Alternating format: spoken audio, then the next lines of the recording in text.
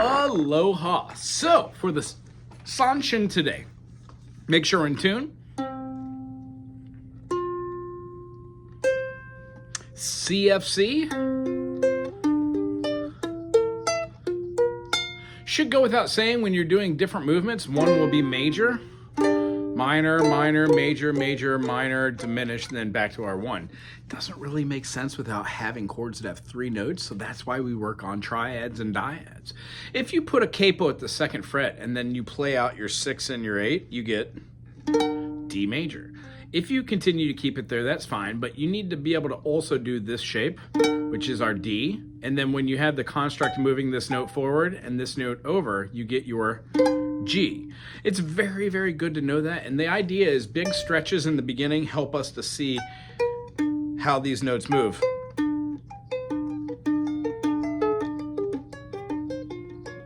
The different picking patterns do not have to be defined the same, so I would suggest trying to downstrokes and feeling tot, tot, tot, tot, tot, tot, tot, 8th note, 1 and.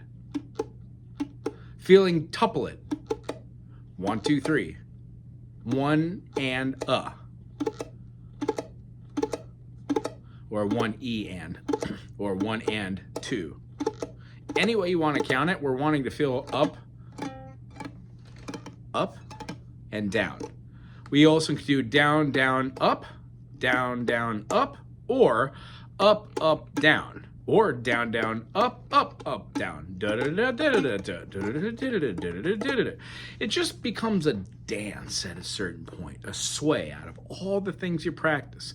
So what I would suggest is try with the capo and without the capo, playing your D major, moving your chord structure to have your G major, and then moving this up a whole step so you could get your A major,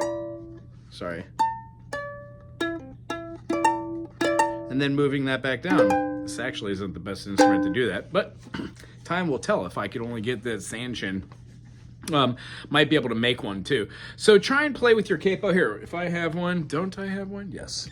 So mimic this, and what I would suggest is just playing for some simple rhythms to get the basic foundation.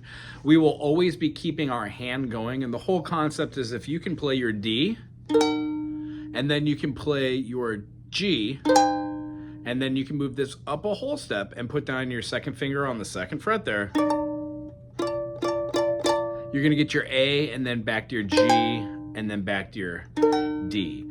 1 and 2 and 3 and 4 and 1 and 2 and 3 and 4 and 1 and 2 and 3 and 4 and 1 and 2 and 3 and 4. Strum on the 1 and 2 and on the 3. And then when you move to the G, you're playing on the 1 again, and then the 3. This is gonna evenly space out those rhythms.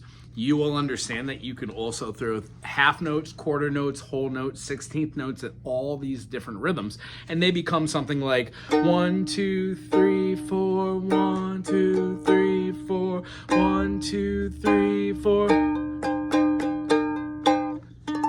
See how these work? Going a little out of tune. And all these different rhythms basically go back and forth in one different idea. You can keep it very simple, or you could overcomplicate it. Either way, everything can be slowed down, and it's much easier to count it out that way. I hope this helps.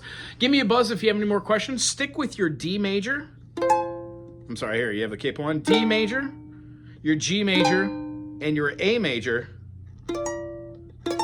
and then your G again. And if you want, take that same 2 note here, move it up a whole step, and then drop a finger back, and you get your E minor.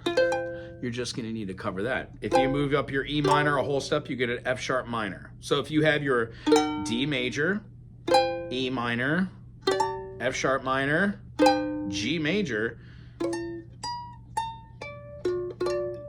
A major, A minor, you can play with a bunch of different chord changes and make your own progressions. How cool. Anywho, it was wonderful seeing you today, Zoom. Next week, we'll see you back face to face. Aloha.